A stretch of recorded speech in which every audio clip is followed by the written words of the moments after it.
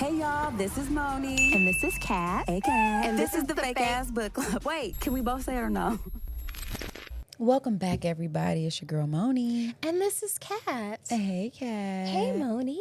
We're back. We are. And it's Women's History Month, friends. It is. Isn't that crazy? It's something. It went fast. It did. So it's America's two favorite things: blackness right into femininity. That makes me feel good. Yeah. I don't know about everybody else, but yeah. So. Oh, did you see Kamala Harris was here? No. Like, what was that? Thursday or Friday? She was at Old National, I think, just public speaking. Yeah. Okay. That's what's up. She sneaked into town. Imagine, I want to be in the timeline where she became president, or like the popular vote, like the people who just wanted that. Because it's like, let's just see how that would be. yeah, instead of doing the slavery rules. Yeah, it's bad. I'd like to see America without slavery rules. But then how will anyone feel good about themselves if N-words don't exist, friend? That's the only way. We could still persecute gay and trans people. I don't like that. I don't either. I don't know. I feel like we could, you know what? We should split everybody up by blood type and be super mean to people who are like B negative. Okay, that's arbitrary. Why not? Yeah. Just like everything Yeah. else. It's like, no. Yeah, because just for whatever reason, they're the bad ones. And I'm saying this not even knowing my blood type. I could be right. You just might have shot yourself in the put foot. myself in the trick Wow. bag. Damn. Do you know your blood type? I think it's O. Really? That's the good O one. something. Is They're O all good. negative They're all good. well, I'm just saying the universal donor. I think so. I think either O. Either is O? yeah. Okay. I know I'm not an O. I think I'm one of the ABs. Oh, look at you. Either, fancy. I think, this is the one tattoo I would get. Really? So people, My like blood if you type. needed a blood transfusion I and don't you're at the think hospital, that's people would know. legally, I don't think they really. They're like, yes, we know. I don't think they're allowed to use that, but No, just in case we end up in like a Mad Max Fury Road situation. Don't know or what that means. whatever. Sounds bad. It was. I will take it that we want to avoid that. Okay. All But right. like, yeah, if I needed a transfusion or something like that. Okay, Anyway, friends, guys. Listen, if you've been around, you know this is how this goes, guys. And we get off track a little bit, but let's get back on track because we are starting this month off with a book. And this book is called Homegoing by Yaa Gyasi. And I'm going to read for you a little bit about this book. Homegoing by Yaa Gyasi traces the divergent paths of two half-sisters and their descendants over roughly 300 years. Born in the 18th century Ghana, one sister, Effia, is married off to a British colonizer who lives a relatively comfortable life, while other Essie is captured and sold into slavery in America. From that point forward, the novel follows successive generations of their families in alternating chapters, exploring long-lasting effects of slavery, colonialism, racial oppression, migration, and the identity of each line. Gyasi reveals how the legacy of history continues to shape personal lives across continents and centuries. What a story. My goodness. Bull. Whew. Yeah, so that's what we're tackling. You know, real light stuff here, guys. No big deal.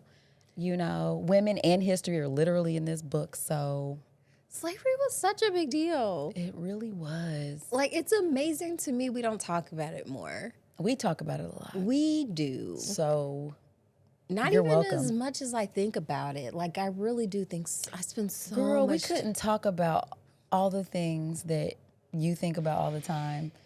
Like you know, to be fair, we just couldn't cover it all, friends. That's true. So, but it's good thing we have this podcast, you guys, because it is an important topic.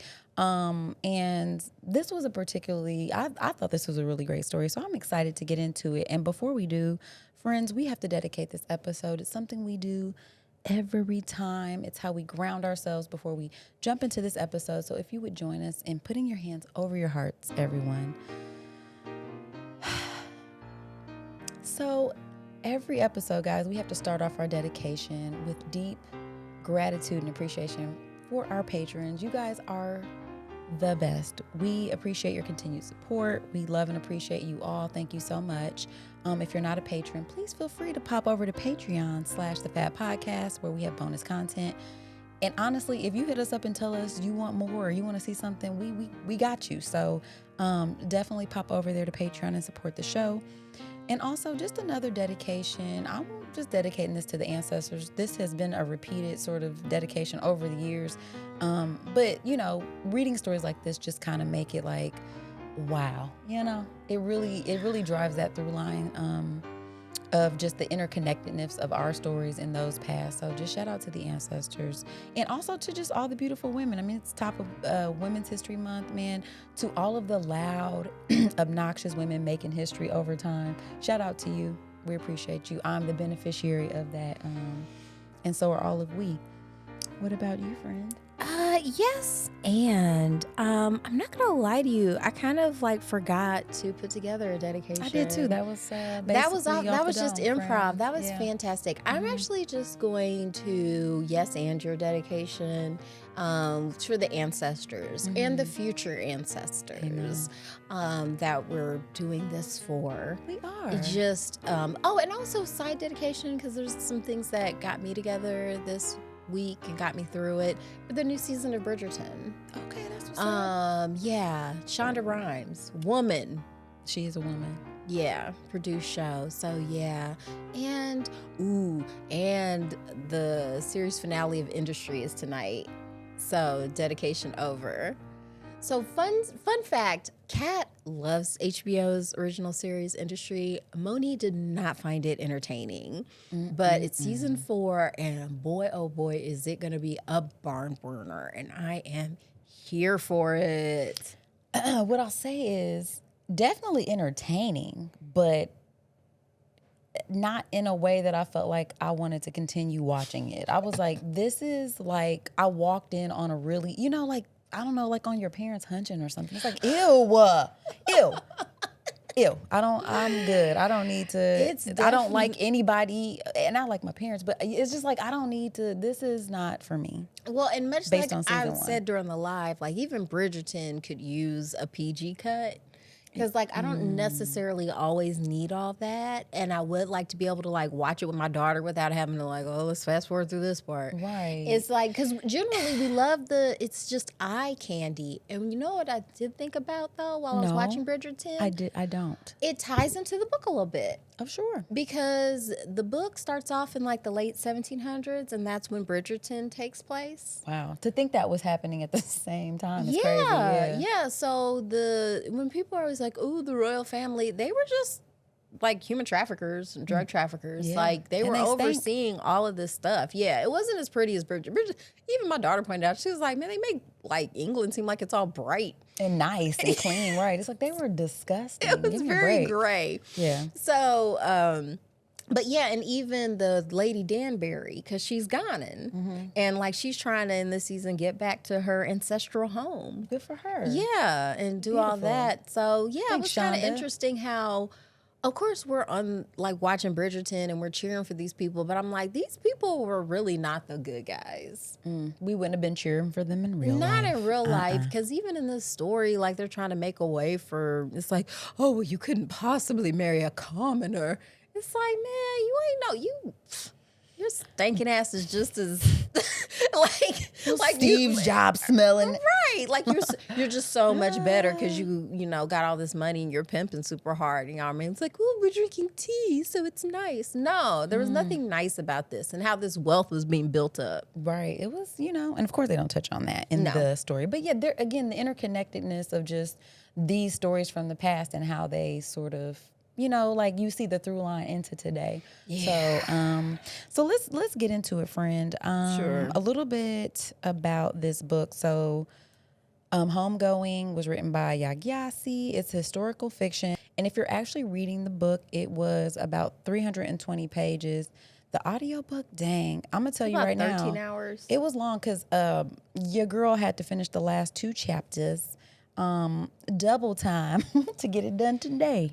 Okay. But you finished. I and did. That's what's important. Really did. I was very proud of myself. And you should be.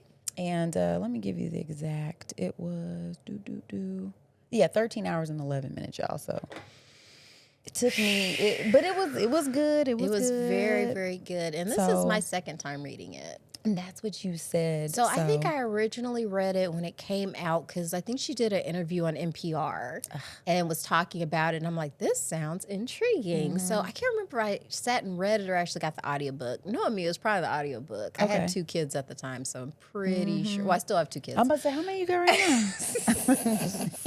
I had 2 young children. It means something a lot different now. At the time. So I'm pretty sure I just listened to it. And it's weird how stuff stays with you and you don't know where you got it from. Ooh, it was like that.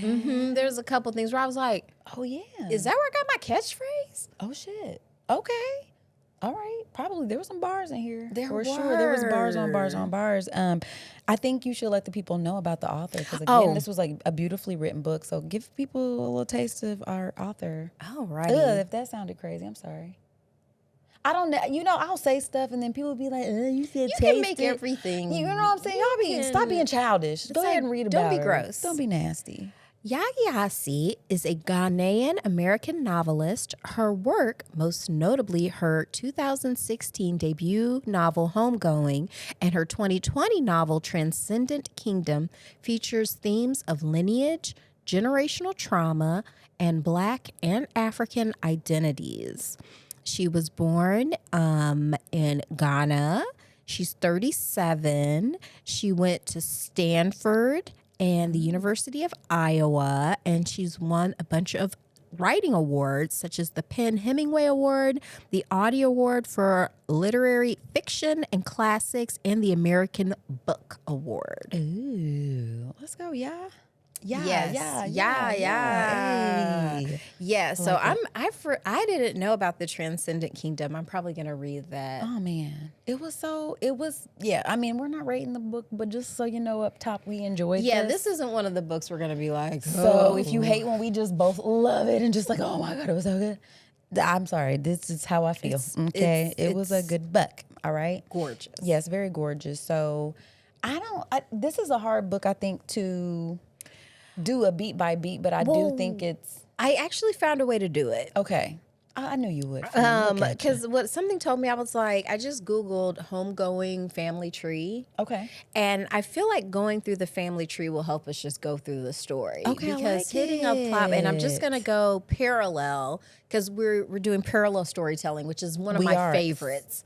Same. I didn't even know that until I started this book club book club podcast. I'm like, yes, I love that. Is it fair to say you've discovered a lot about yourself during this podcasting journey?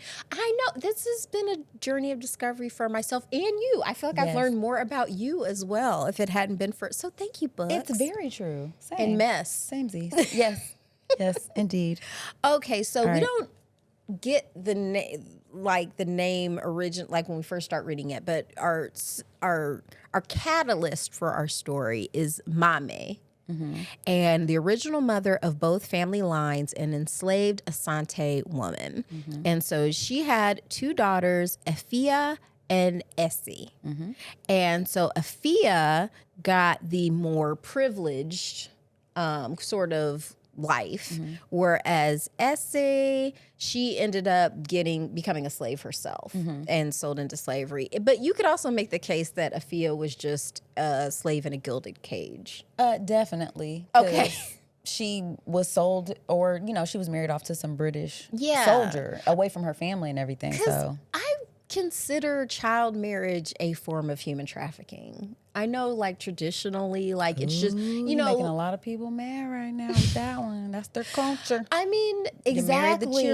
Yeah, when we read Infidel, and Ayan Hersey was talking about she was trying to seek asylum because she didn't want to be forced into an arranged marriage. This is a real book. That's not fiction. No, that was nonfiction. This was yeah. her real life. She was trying to get asylum in Holland, but she couldn't cite being forced into an arranged marriage because it's her culture.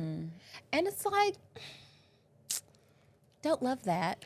No. Don't No. love And that. then you're just shaming your family. You know what I mean? Like, that's the part that's like, they might kill you. Yeah. Like they literally might kill you. Wasn't that somebody who got in trouble? I won't get it. Whatever. Yep, This story. Yes. So we'll start with Effia. Yeah. Daughter of Kobe, raised by an evil stepmother, Baba, sent to marry British governor and live in the Cape Coast castle. Okay, Essie, daughter of Big Man, a tribal leader, kidnapped and enslaved and leaves behind a black stone pendant from her mother in the Cape Coast castle. You gotta love a storyline where there's like a family jewel. Yeah, very nice. You know, that's little kind of the effect. thing. And so for Effia and Essie, I think there's this, they weren't aware of each other. No, I think that was what was really cool to me about the story, because it'll be like one chapter is talking about Effia and her descendants, and then the next chapter will be a generation ahead. And then they'll use a it'll different be- voice actor too. Yes, it was so that good. helped. It did help, so that you could understand what was happening. Yeah, for sure.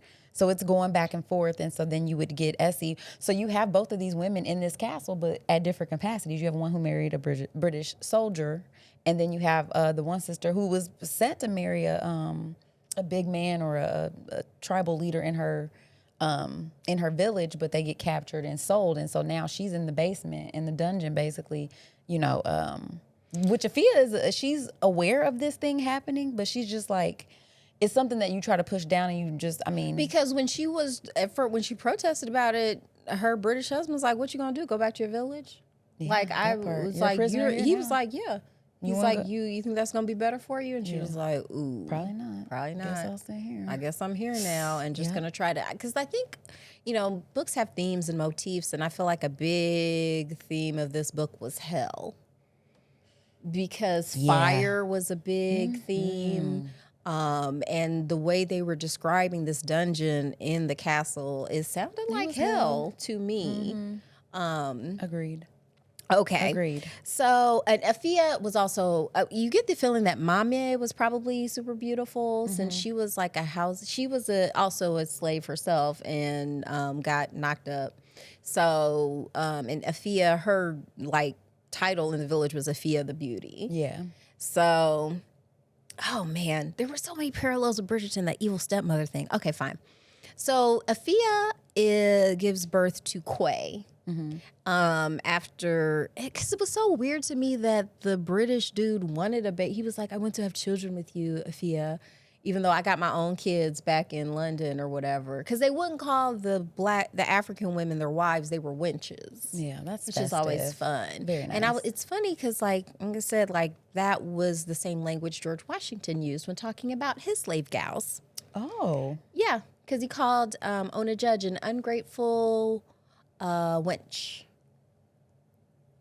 when she decided to steal herself by daring to run so away gross. from him. I You can't. just got to stop enslaving. But anyway, she gives birth to a biracial son, Quay, son of James Collin, and does not feel at home in the castle or in London, and foregoes romantic feelings for his friend and continues the family's involvement in the slave trade. I thought that was really an interesting. That was. Because when they say his friend, this was because he lived in both worlds, being biracial. So he had his, because this was intentional. This was a marriage, a political marriage, so that the British had an in with Asante royalty. Yeah, because it was they were trading with them basically. And for so people. there had been a long-running slave trade for, probably thousands of years in Africa, but it wasn't slavery, chattel slavery. Yeah, like it wasn't what they were doing in America. So they're just it's still not good, but it wasn't. America really leveled it up. They really turned it up a notch. That American ingenuity, what I'll I tell you mean? what. Yeah. But yeah, Quay was gay. He was a closeted gay man, but he married a wife he didn't really like because politically he had to. And he named that son, let me skip over because I try to keep it parallel.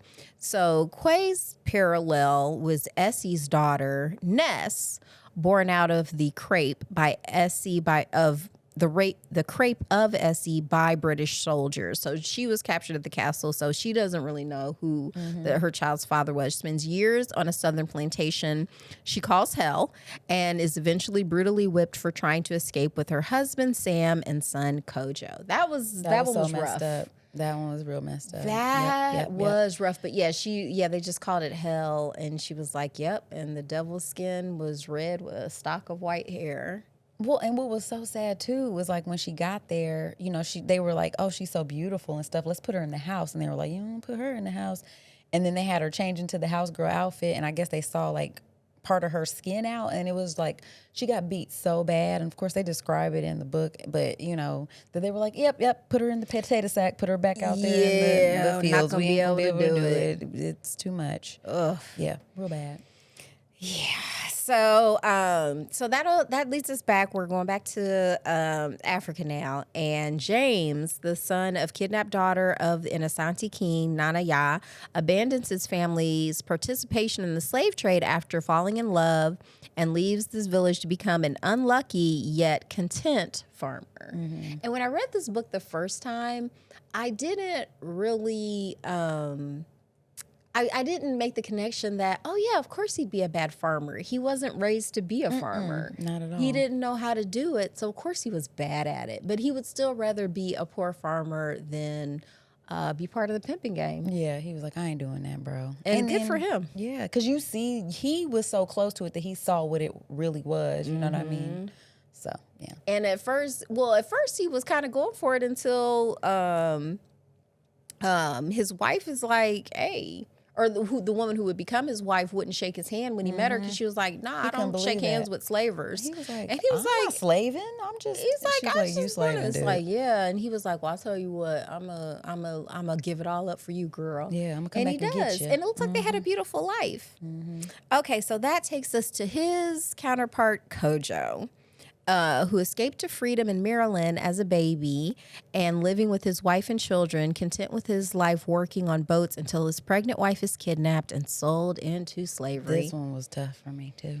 And that was if anybody who'd ever read or watched 12 Years a Slave, where it kind of didn't matter if you had your freedom papers. If they decided to kidnap you and ship you to Mississippi, guess what? It's just like, it made me think about ICE.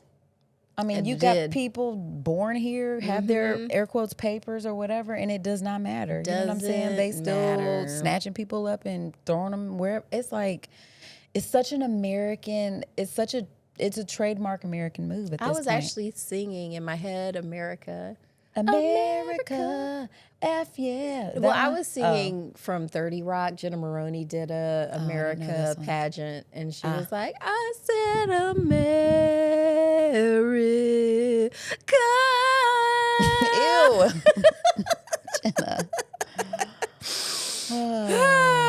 Okay, so that takes us to Abena, daughter of Akosa, unmarried and having an affair with her married friend, Obone. So this is James's daughter, or unlucky, Abena. And she's unmarried and having an affair with her married friend, Ohone, and leaves the village after becoming pregnant and heads to a Christian missionary school. So her story... I do, because it's funny what you do and don't remember from the first reading, but her story I definitely remember. When they started, going to her story, I was like, oh yeah, because she has that guy who won't marry her. Yep. And I'm like, wow, that's a universal story. Yep. And it was real messed up because it was kind of like he kept promising her that he would, and then it was like, okay, if I do a good crop this year, then I can take a second wife type. And also the way she grew up too, because her parents, so unlucky wouldn't hit her. The mom, they let her talk. Yeah, they let her talk, have an opinion and all this kind of stuff. So a lot of her moves that she made weren't conventional. She didn't feel. I mean, it's a small village. She was just like, I don't feel like, because they were going to kick her out for fornicating. They sure were. And they were like, look, we don't have a good crop in the next 7 years, and you don't have a baby, you got to go. Yeah, because your adultery is like affecting us in a negative way. It reminded me of Katera of Punishment Island. Ooh. Yeah, because they weren't. It's just tap in on that episode if you didn't listen to that one. But man, I was trying to keep a woman down. I hated to see her be in the missionary though. Like the fact that was the only place she felt like she could go was kind of like, oh man. Yeah, because I caught that too. Because when she went to visit that town and talk to those missionaries and stuff like that, and that's where she ended up going back to and stuff. Because again, it was going to be sweet. Because you don't know what you don't know. You don't know what you don't know. But anyway. We'll get into that a little bit more when we get into her daughter. But her Abena's counterpoint was H. And because that reminded me of the Bridgertons too, because she would name her kid Violet Bridgerton, named all her kids alphabetically. Yeah. And that's what is it? Kojo and Anna did. So by the time that she was pregnant with H, that's when she gets kidnapped. The son of Kojo and Anna, who killed herself. Killed herself after. That's right. Who killed herself after being sold into slavery, spends years working in the mines, first as a prisoner, then as a free man, joins a union for mine workers, and reunites with his wife, Effia, in Pratt. I thought it was Ethel. Etha in Pratt City, Alabama. Yeah, because he cared for this lady, ended up cheating on her and calling her by a different girl's name, and she left him. So and then he got locked up. And then he got locked up, and she never heard from him. They never heard from each other. So for years until finally, because he was illiterate. But one day when he got out of jail, he was like, "Hey, somebody write this letter. I gotta at least let her know." Yeah, and then she was like, she came back for him. She did. And she cussed him out first. She did, rightfully so. Yeah. But that was a interesting examination of the prison industrial complex, like its origins, because it's like slavery's over, but guess what? We got another little something for you. And he even touched on the fact that it was like when I was a slave, at least I had value to society. Like they would feed you at least, because it's like we need you to produce this work. But once they were leasing you out for these jobs and stuff like that, they would just get another person. Who cares if you die? They didn't, I'm like, that is, oh my gosh. And maybe that is why, you get that that narrative that they will put forward, that it's like, well, slavery, they were better off in slavery because, we at least had to take care of you. If we don't have to, then we won't, type shit. You know what I mean? Like maybe that's how they delude themselves into making it seem like slavery was just an aggressive jobs program. Yeah, as you like to point out. Yeah, I mean that's how they taught it to be. It was just a little blip, just an aggressive job program that Negroes didn't want to do because they're lazy. That's right. Ugh. Hate to see it. Okay, so that takes us back. Okay, so now we're in America. So Akua, solidly in America for both. So Akua, born in the Christian missionary school. This is Bina's daughter with the dude who wouldn't marry her. Born in the Christian missionary school, haunted by dreams of a woman made of fire, burns her family hut in her sleep, killing her 2 daughters and becoming known as Crazy Woman. And I think what was super sad about her story was finding out what happened to her mother, which is that she was killed by the missionary, by who the basically same guy who forced her to be baptized and basically just held her under the water until she drowned died. Because she wouldn't submit, basically. Because he was just like, I just wanted to, and he always I played just like, wanted her to be with Jesus. And I think that was a very, I like everything. She touches on so many parts of the colonization experience and just the role of missionary work in that, because to me, it's always been a psyop. Like they come in there and telling you like, we're here to, I'll pull the actual quote, because I can't remember the guy who said it, but he said it best. He was like, the missionaries came over here and taught us to pray with our eyes closed. And when we opened our eyes, we had the Bibles and they had the land. Yeah. And I was like, yeah, that's kind of how it went down. And then, and you can ask the Native Americans here, you go to these missionary boarding schools that they had, there's a lot of skeletons buried around there. They literally. Yeah, they did a lot of killing. But Akua, she's someone who I think would be described as a seer. Because she was really in touch with the spirit world. So that spirit of Mame was like haunted her dreams, and she never wanted to sleep. And it was like super sad when like she woke up from a dream and realized like she had like set her hut on fire and killed 2 of her 3 children and horribly burned her hands. But we'll get to the one who survived, because her counterpoint Willie was Willie the girl. Yeah. Talented singer, and this is the daughter of H and Effia. And talented singer leaves Pratt City for Harlem with her white passing husband, Robert, and her son, Sonny, joins the church choir, but is unable to sing due to her past trauma, can only sing again after she finally forgives Robert for abandoning her and her son. I thought that was awfully nice of her. This was crazy.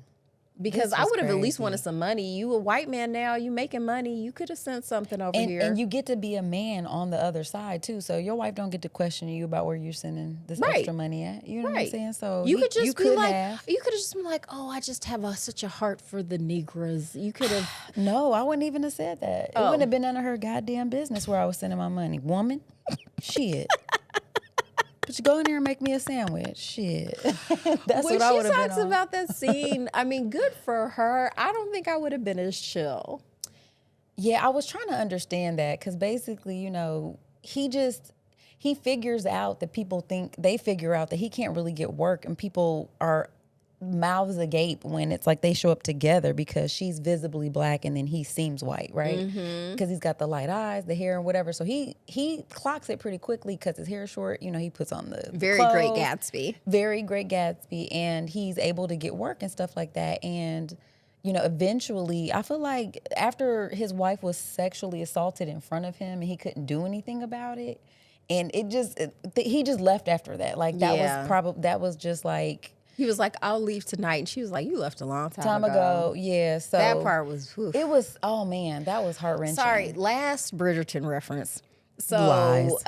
Thanks to friend of the podcast, Ebony Chappelle, she sent me a clip. So Regé Jean Page, the guy who played the Duke in the first season, and refuses to come back to He's like, man, y'all saw my booty cheeks, man. I'm out. Hey. He's doing a production of The Great Gatsby. Is he? I think in New York. Oh, okay. Yeah, where he's playing Gatsby. Okay. So yeah, I was like, oh, that would be so fun to see. Excellent. But yeah, that was super cool. But yeah, just so people don't know, you should go watch our episode where we review The Great Gatsby with friend of the podcast, Ebony Chappelle, and talk about how it was Fitzgerald's basically warning to white passing Negroes. Right. Because Gatsby was black. Because, well, actually, wasn't it a book about... Wasn't the lady was writing a book about it though? Oh right, yeah, we were doing the book of Black Man and White Face. Black Man and White Face. Yes. Well, just go to the episode. Y'all will find it. It's yeah. So then that takes us back to the Effia side of the family, and Akua, her surviving son was Yaa. And he ends up being an academic because the village basically decides to send him. Well, let me read the thing. Okay. Sole surviving child of Akua and Asamoah becomes a history teacher, especially interested in independence for Ghana, falls in love with the house girl Esther, who encourages him to visit his mother. Because that's a complicated relationship right there. Because he has a horrible, scar. He's really scarred from the fire. Mm-hmm. So pretty much that's everybody's question when they first meet you is, like, what? Not just what happened, but what's this? It's like, God damn. Everyone is just like, they cannot get, and it is jarring. It is. Mm-hmm. It is. It's like, you would like to be cooler, but it's like Aegon now. I'm pretty sure that's going to happen to him. Knights of the Seven Kingdoms. Wait, who? Isn't Aegon the one that got burned up? His brother, so the Patch Eye brother. Yes, I'm sorry, I'm still thinking the Knight of the Seven Kingdoms. Yeah. So I was trying to do that. But House of the Dragon. House of the Dragons. Yeah, he's gonna be he's crispy. Yeah, because I did that when I saw him in that little cottage. This is so random. He was fleeing the city, and I was like, "Oh, who is that?" And my husband started laughing. He was like, "Man, that's old boy that got burned up." I'm like, "Oh yeah." So it was like that. That's some family drama right there. Yeah. Sorry. Oh man, the Targaryens. Let's not. I'm sorry. I shouldn't have did that. You Bridgerton. But just as someone who's had a skin condition that people just had to comment on, like when I was growing up, I had these white spots, and people would always ask if I'd been in a fire. So, just have to explain to people, it's like, no, this is just how I look. But funny enough, going to the coastline cured me right up. So, yeah, that was Yaa. His story was touching, though. Going back and forgiving his mother, that was huge. Yeah. I mean, and it was nice for her to have that redemption, too, because it's like you're the crazy lady. When you have that moniker, golly, it's hard to... And like I said, she's got, I think being spiritual, she's really getting the epigenetic trauma on another level since she's able to connect to all of these just what sounds like centuries of crepe and slavery. Yeah. It can weigh on you. I would imagine so. Especially if you're more sensitive to it. So then it's just like okay. she was always afraid of sleep because that was actually nice. The other day I had a dream about my dad. And it was so nice. Like I got to talk to him. I'm gonna cry a little. You were It's talking? Okay. Yeah, in the Did dream. you hear his voice? Yes. What? It was so nice. So my yeah, God. but that's what happens when you have nice memories. What did he say? It was dream world, so I don't know. But it was I nice, just remember though. it happened. So yeah. Good for you. That's Yeah. always a blessing, though. We were just I in the think. car.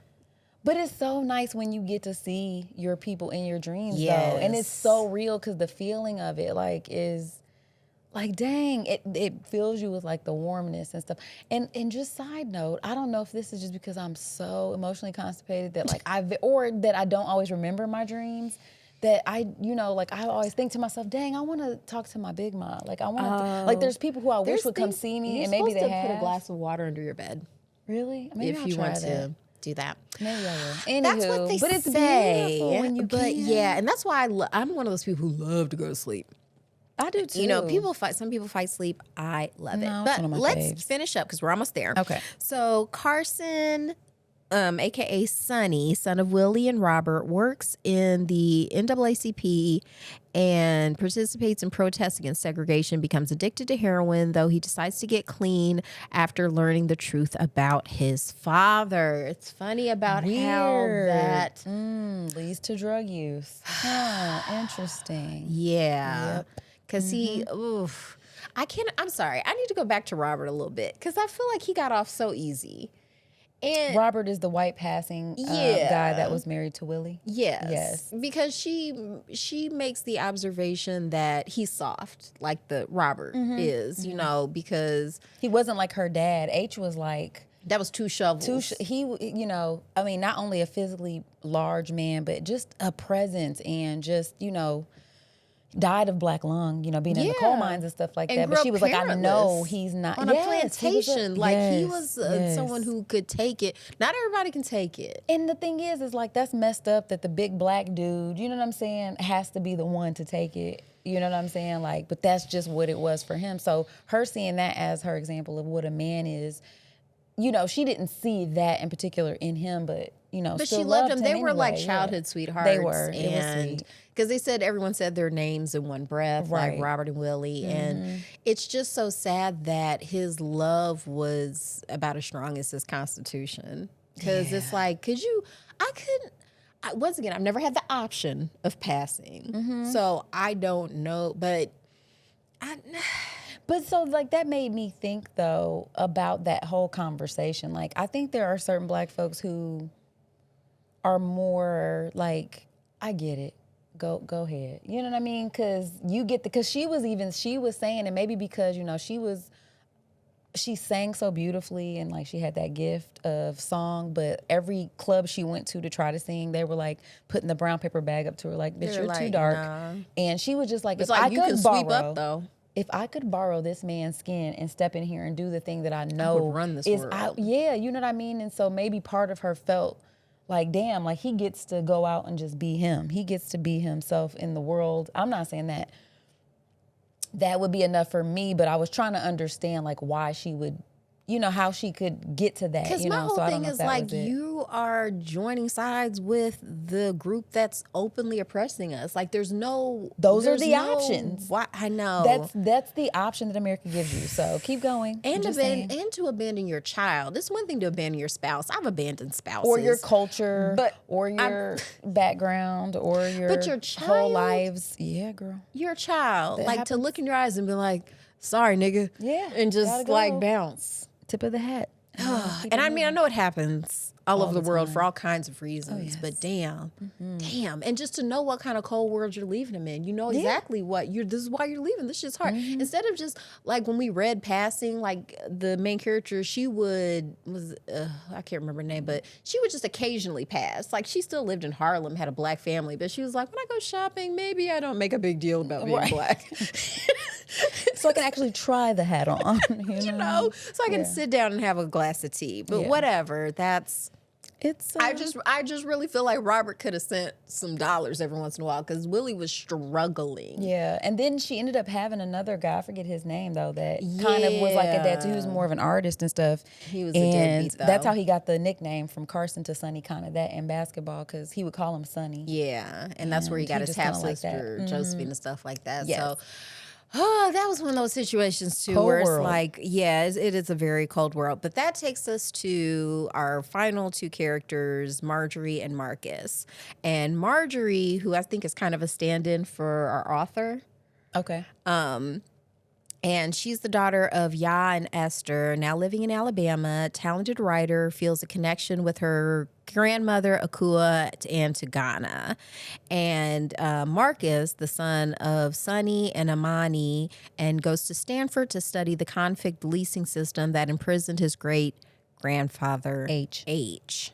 And they end up meeting when they're in college, basically, and end up making sort of a mecca to Ghana. And in very good storytelling form, we end our story where we started. It was which so full is that circle. castle in Ghana and the point of no return. And when Marjorie loses Akua, her grandmother, that's when I started bawling. That was Crazy Lady, for those if you're not. This is a lot of people Yes, on that here, was. so. This was once again. Of course, this is her family, but any Black person you're going to see parallels to your own family, and so I was. Yes, Now I'm thinking about my grandma. It's like, gee, thanks, it's Grandma. such a special relationship, surely and is. so It is. just the. Once again, wouldn't have been possible if Yaa hadn't been able to forgive, Reconcile. Because and go how back. do you? I've never had to forgive my mom for almost killing me. Right. No, me either.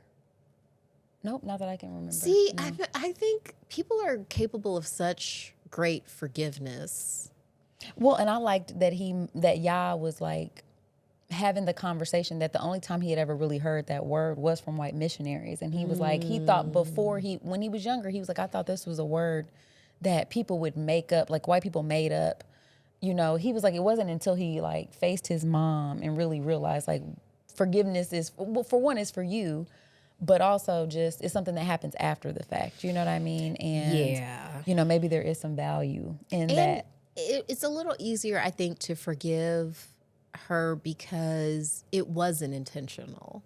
Yeah. Like she really was having, she was so lost, she didn't even feel herself burning because she had horribly burned her hands. Well, she said too. she could smell her flesh in her dream though, which was crazy, but she couldn't wake herself up and know like what she was doing. And then that was the part too with the fire. Oh my goodness, like just the fire children and all of that stuff. Like, oh, it was just crazy. Yeah, it was good. I mean, she just really painted a picture, and I felt myself like at the end of every chapter being like, dang it, I gotta leave and then go to this next one. But I think she did a really beautiful job of just like weaving in these stories and just showing how everything was interconnected and really drawing that line for people in present day who say, this was like a long time ago. Why are y'all still talking about this? You know what I mean? And it's like, I think for anybody who feels like that, like read a story like this, because I feel like it so beautifully shows you that every generation past is has with its us. own, it is with us, and every generation has its own,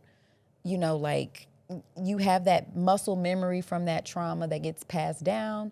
Sometimes you get the, and the good and bad, not just the traumas, but the, the good things too. But I'll try to find it too because it's on my phone. But I took a picture of a post because it was a Black man holding his great-great-grandchild. And he was someone who was born into slavery. He was 113 years old. Oh my And the picture gosh. was taken in 1963. my goodness. So that's when our parents were alive. Yeah. So it's not that far in the past. It's really like not, like And it just says a lot about too, like when I think about H's story and how, I don't know, like it really dug into the things that resonate as a Black American in our experience too. It was really nice to get the other side, like Effia's descendants, and to hear the story from like their vantage point and still being, on the continent and then having that attachment. But then like when you're ripped from it and then you're thrown into something, having to navigate what that looks like. And it's like,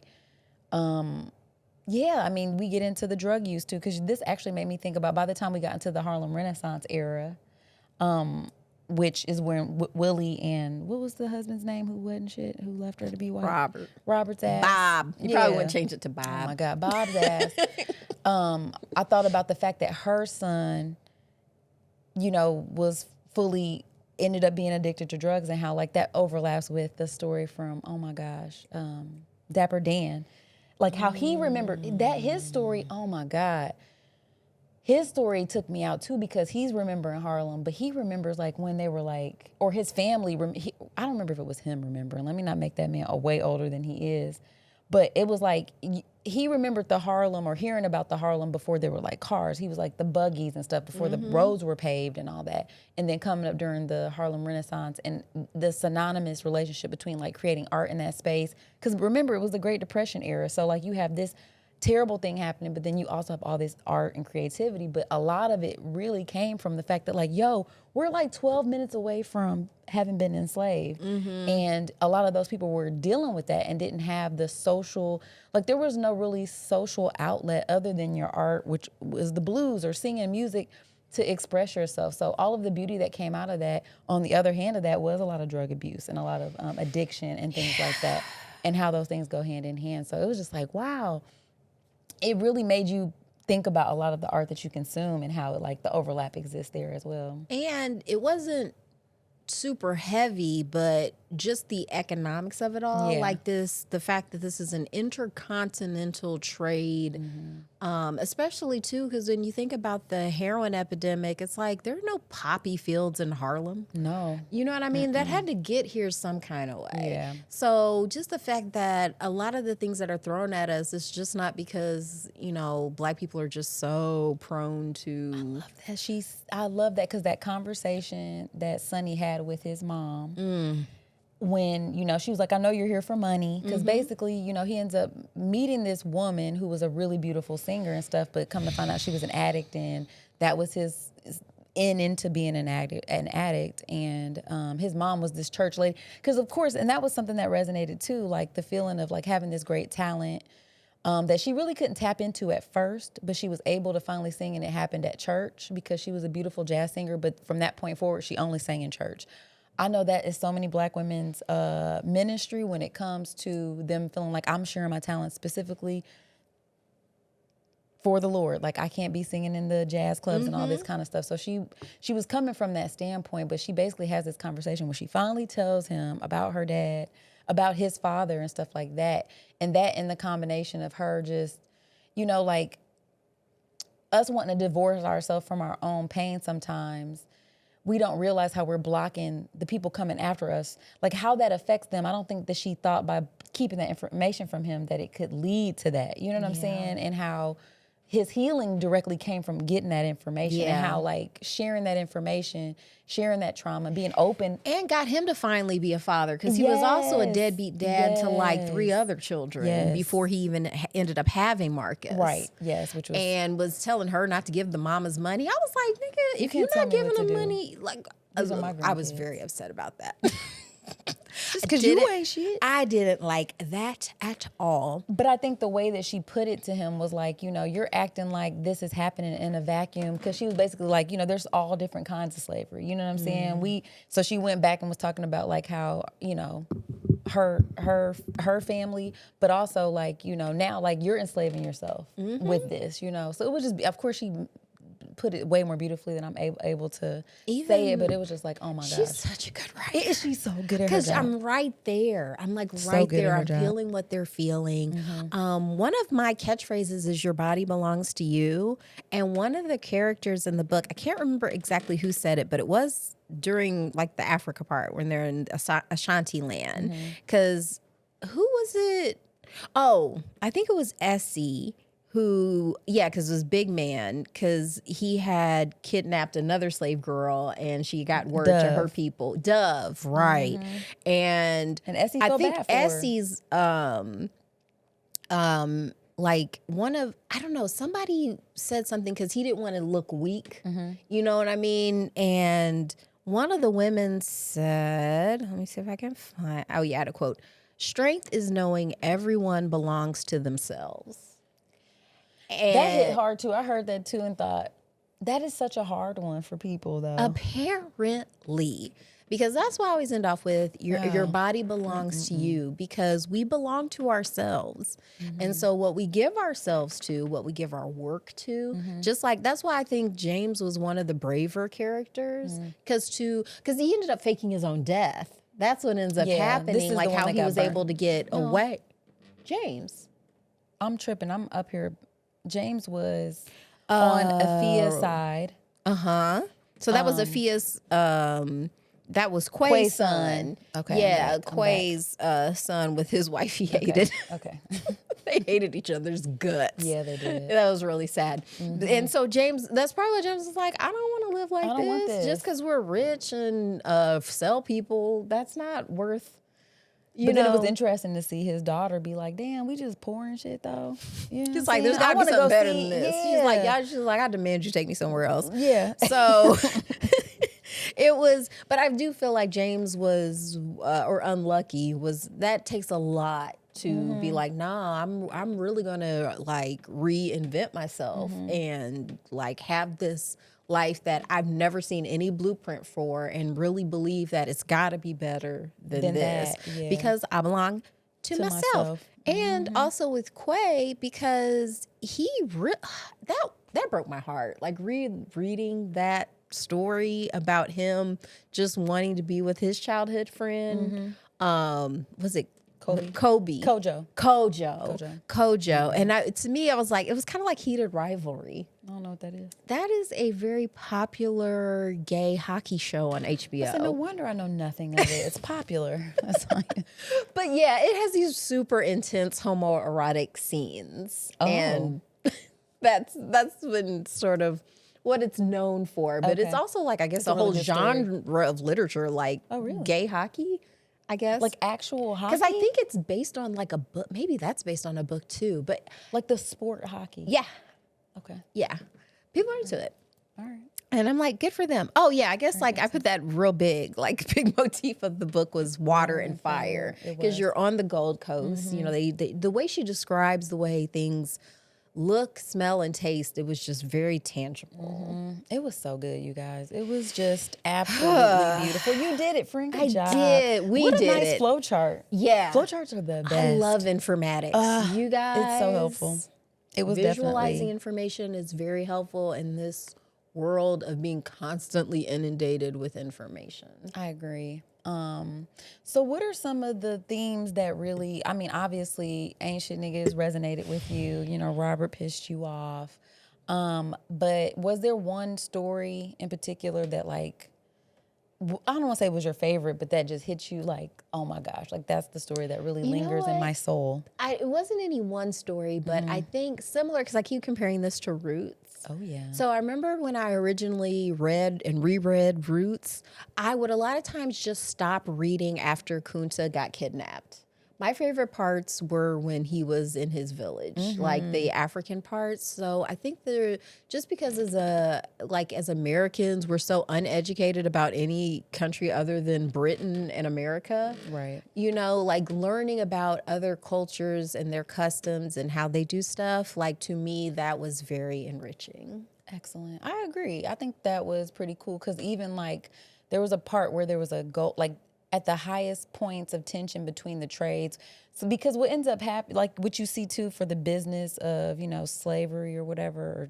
Slave catching, yeah. It got to the point where, you know, the point was made like the Europeans aren't just gonna leave here. They're gonna try to stay and like take over the land and stuff like that. And so there's this, you know, you're seeing the Ashanti people trying to fight for their autonomy, which they should never have to do because they were at home. I mean, that's so crazy. But the British, this was their playbook. They, you know, what is it? Divide and conquer. So they stoked up existing tribal, you know, beefs. Tensions between tribes and got them capturing each other, buying them, and then once they looked up and was like, yep, how they're here. And it's like, well, ain't no way to get them out of here unless it's violence. They understand that.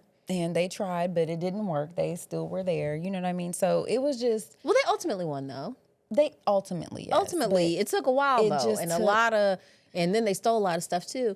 Because we have a lot of Ghanaian Ashanti art in our museum here in Indianapolis. Well, what about that golden chair that they were trying to take too? I thought that was something That was too. true. That I was like the Ark of the Covenant. Yeah, I was like, wow. So there was like I guess it was associated with the Ashanti spirit, but it was like a golden sort of stool or something like that.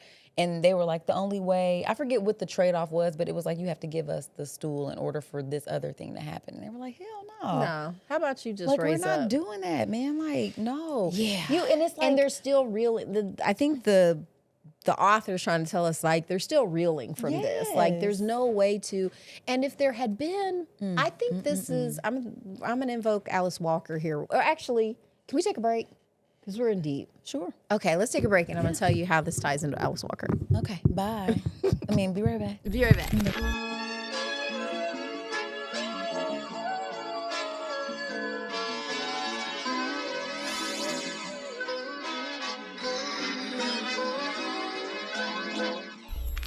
And we're back, guys, from the break. Yeah. Kat had to take some deep breaths. She It was getting very excited. intense. It was intense, and I'm staying calm. I'm not gonna yell. I'm even though this was very intense subject matter, it was hitting on a lot of the things that trigger Kat. Ricky racism, Sammy Robert slavery, misogyny. Like, it was just a lot of stuff. But you know what wasn't there? FGM. Oh yeah, that wasn't. We didn't. hit on Yeah, that. I actually researched that too because I was like, I wonder if she's just leaving that out. But apparently it wasn't common in that part of Africa that she's writing about, in the Asante land. Like, they weren't that's into good. it as much. That is good. So one less thing. And if you don't know what that is, Go watch our episode. Just say the Possessing words. FGM, female genital mutilation. Just in case So you don't just go look it up yourselves. If I start talking about it, I will not stop. Yeah, and But she might I cry. learned about it from one of my favorite writers, Alice Walker. nice layup there. And I feel like what this book was saying, without saying it, is that one of the reasons that the British colonizers were able to run their plan the way they were was because Africa was already pre-conquered because it had suppressed its women. Because women, like I said, this idea of arranged marriage, it's a euphemism for human trafficking. If you don't have a say in who you sleep with and marry, you're being trafficked. And just because you wrap it up in customs and a pretty dress and jewelry, that does not mean that's not what it is. And since that's been the lay of the land for years, and they were running the same game in Europe too. Like, if there had just, because to me, and I'm sure a lot of women back then, it was super obvious that this is not sustainable. This constantly capturing and enslaving and selling each other. These violent delights have violent ends. And so women would have just been seen as soft and not wanting to, but it's like, no, we can't treat each other this way. Like, this is... Because to what end? I mean, that's the thing. It's like, what? We're just going to keep doing this indefinitely like that? Yeah. How? Yeah. How does this? Yeah, like, it's so... To me, what our world needs, and yes, I know, Okay. is we need dual leadership. I think right now we've been so acclimated. Like, we see in our own society that how resistant people are to female leadership. Oh. And this idea that somehow just having men and leadership is going to get us out of this. I think we need all types of leadership, even people who are B negative blood type, like all of the people. Because that's just a thing I'm starting now, being discriminating against blood types. Right. Because it makes so much sense. if It you makes think about just it. as much sense as discriminating for, skin color, religion, like Genitals. For the most part, you don't really get a say with how you're born. No. And like, this idea that we're going to shut out half the population because they have the wrong set of genitals, it's like, that seems The wrong set. seems silly. The wrong set, yet the ones you love the most, it seems like. Gotta I don't have know. it. It's like, let's set So up an what's the industry where we problem? sell it. Yeah. Yeah. From right up under you. So I would like to quote Samantha Jones from Sex and the City. Oh, please. Women could run the world if we perpetually gave men blowjobs. Oh my gosh. That again? I'm not perpetually It's just, doing it. and women were like, no deal. Yeah, no. Psh, what? Perpetually? I mean, we work in shifts. Like, There's got to be a better way. I'm sorry. There's just got to be a better way. That's too much. I know. Yeah, no. But it would work. I'm just saying. Well, you know what? We could convert all for the it. Starbucks into brothels. And it's just like, can we move away from genitals even really guiding the conversation? Like, can we just be regular for 2 seconds? Like, I don't understand why. Like, that's what I would be working toward. Yeah, But not Not yet. currently, yeah. Not yet. But we would have to. If we could just get all the women together, because all we'd have to do is organize a sex strike for like a month. And that, I think that would bring them to sex strike. negotiation table. Well, then it would just, now you probably have sexual assaults on the other end and stuff like that. That would just. But, and once again, in my reality, you're allowed to murder those people. Oh my gosh. So. See, this is just getting, I just be better. Like, can we just stop being awful? Yes. You know what I mean? Like, I just think at some point it's like, why? And like, to your point about the trafficking and stuff like that, it's interesting that I feel like if it was turned around, I don't see women feeling the same way. Like, remember the one, I think it was an older Asian tribe in China that is a matriarchal, and I highlighted it, a matriarchal tribe. And it was like, and I'm not suggesting this is the way to do it, but you just notice that like their livelihood wasn't really around men. Like, we don't focus on them in the same level of intensity as they focus on us and controlling us. It's kind of like, I'll leave the door open if you feel like it, but also you can go back home and Like elephants. like elephants. But you know my what? gosh, that was But crazy. you know what? You know what? Elephants can't be craped. That is such a crazy fun fact. It is, but so it's just crazy. interesting But that useful. among mammals who can't be craped, they are matriarchal societies. Yeah. So It's just like, to your point, it just feels like, that female leadership too by women who champion autonomy, though. You know what I'm saying? Not people who have already been brainwashed into thinking that the patriarch is the way. Because I don't mean just any not old Pam woman. Bondi. Not just any old woman. Yeah, Okay. no Sarah Palins, no Pam Bondis, Yeah. no whoever Clarence Thomas is married to. Oh my gosh, none of please. them hoes. We're talking about real women. Yeah. And also knowing, you talk about things that are sustainable in like the natural world.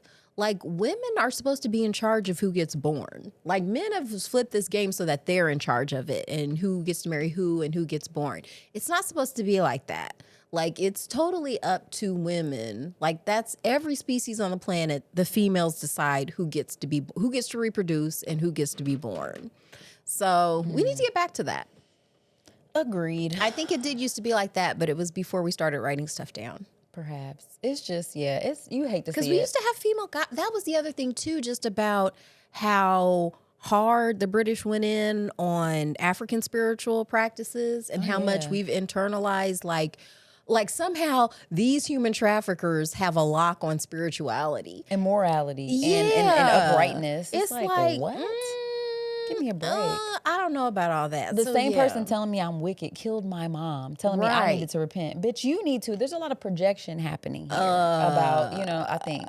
And I do think sometimes, too, there's this sense of like, you don't understand how I can have peace and happiness without your God. You know what I mean? Or self-assurance or feel good in the world. It's like because maybe there's some part of you that feels so insecure that it like clearly you need to have something in place to feel like there's some moral boundaries because without it, who knows? You just wilding. You know what I mean? But it just ends up getting distorted and well, crazy. because they've put themselves in the position of God. I Which read is that quote dangerous. somewhere, when God becomes male, man becomes God. Because that's the thing. They've erased, at least here, all remnants of any kind of feminine divinity. Right. And like this idea, and then like we saw in the book, like you get strictly punished if you try to do any kind of anything outside of what they say is okay as far as spiritual practices. So yeah, that was touched on all something of it. I think I really took from the book when I read it originally. So when I read it again, I was like, oh yeah, yeah. It's like, let me find out who Anana is.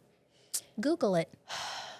What a great book, friend. Yes. I really like this. I think it's probably time to rate our book, friend. Okay, so I'm gonna give it 5 out of 5, like onyx stones. Ooh. Yeah. I like that. Mm-hmm. Okay. I'm going to give it 5 out of 5. Ooh, golden stools. Ashanti stools. Yes. In fact, it makes me want to go to the museum now because I want to Check look it at, out. look at all the different artifacts that came from punitive expeditions. Put those in air quotes. I was like, they're very clever with it. Punitive expedition. That's just looting. Why should it be punitive? What the hell are Well, because they're trying to explain why there were burn marks on some of it. I'm sure. It's just like that gets my little ear going like, what? That don't go together. And it's like, and there's only one tusk. I thought they came in sets. Yeah, dropped the other one, running out, slipped out my arms. Yeah, so it does make it the history come alive. Yes. In and that way where that. you're just like, yeah, they were stealing everything that wasn't nailed down. Yeah. But you can't break my soul, as Beyonce once said. Okay. Yep. And that's the thing. That's what they want so hard. It feels like it's like you can't have it. You can't. It's just you know what I mean? Like that should not be the goal. But anyway, I definitely enjoyed this book. I would recommend this if you're somebody who, like maybe it feels like it was like a long time away, but it just makes it so relevant and so current. And it like you said, it had the full journey, the full circle situation. And it's a joining of the diaspora too, because I think they do try to pit like Black Americans and Africans against each other, and it's not gonna work. It's not gonna work. I'm not gonna allow it. Yeah. Okay. So yeah, but just beautifully done. Well done, y'all. You did your thing. And so that leaves us now with the spinning of the wheel, friend. Dear gentle reader, let's spin the wheel. Gentle reader. Spin it. Okay, this is probably what we need, friends. Yes. Moving into March. And after this book, I think a fake ass episode is appropriate. So we're going to get into some pop culture things. We're going to get into whatever the hell we want to. Maybe you'll finish Bridgerton. Yeah, because I only have 2 episodes left. We might get into that and just whatever else is going on. So yeah, that'll be nice. And that'll get us geared up for, I think Fab Orbs is coming up. We got a couple other books for Women's History Month. Excuse me. So yeah, I'm excited. This is, for sure. Feel the cracklings of spring trying to break through. I need it because, oh my God, my hands, if anything, got colder. Oh my, now this hand is cold. Oh, because it's near me. You feel that now? Yes. It's now, yep, being down in this cold basement. But you guys warmed me. So did this book. Yeah. I can't say enough just how much I appreciate everybody. What a treasure. I mean, it was a good book. And then the people literally come here and listen to us talk our shit. It's so nice. You guys are the best. You are. I was thinking the other day, man, they should have never taught me how to read. Like, that's where y'all messed up. That's where y'all really messed up. Should never Educating these right. negresses. They knew. I know it's why it was illegal for it. so long. Because it's like, tried it. what do you need to learn to read for? I will tell you all you need to know. Yeah. Ooh. That book touched on that too. You guys, this was a lot of fun. I really enjoyed talking about this. I'm trying to think, is there anything I want to say?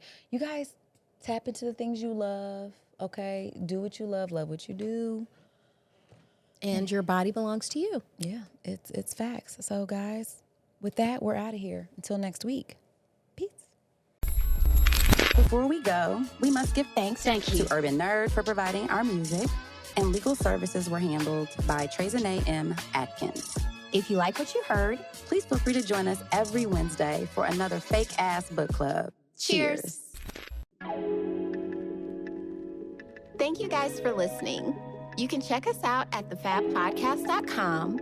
Please subscribe, rate, and review our podcast wherever you're listening right now. We want to hear from you. Come put it in our life. Thanks again, and until next time, peace, love, and the Fake Ass Book Club. We out. Okay. Are you going to please edit this? This sounds stupid. I might. Get your guts.